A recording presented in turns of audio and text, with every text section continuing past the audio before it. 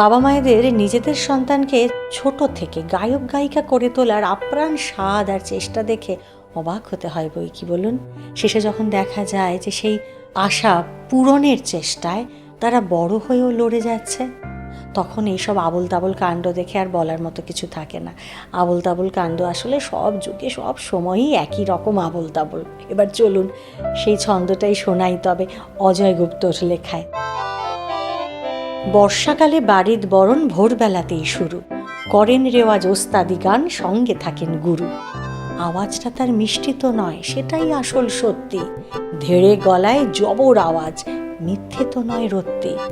প্রাণের মায়া ছেড়ে বাড়ির আওয়াজ করেন জোরে, সেই আওয়াজে 100 বেলুন ফাটে নিত্য ভোরে। গানের আওয়াজ ধাক্কা মারে কুতুব মিনার চূড়ায়, বাড়ির বরণ মুচকি হাসেন, প্রাণটা যে তার জুড়ায়।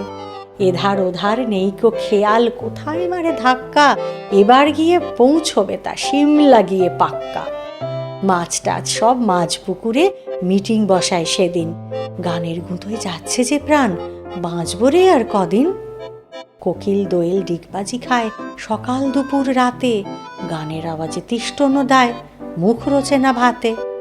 কুতুব মিনার এই বুঝি কাত, আর তো আওয়াজ সয় না, বাড়ির বরণ ধরবে এবার কোকিল কিংবা ময়না। খোশ মেজাজে ধার নেবে তো ময়না কোকিল সুর, গুরু বলে তোর হবে না, পালা বরং দূর।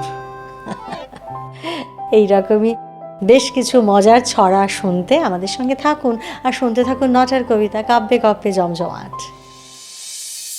অজয় গুপ্তের এমনই অনেক মজার ছড়া ও মন ছুঁয়ে যাওয়া লেখা পড়তে আজই সংগ্রহ করুন সুমিত্রা প্রকাশনী থেকে প্রকাশিত তাঁর দুটো বই, জুঁই শাপলা পদ্ম ও হারানো ভিটে এবং পান্তুপিকু।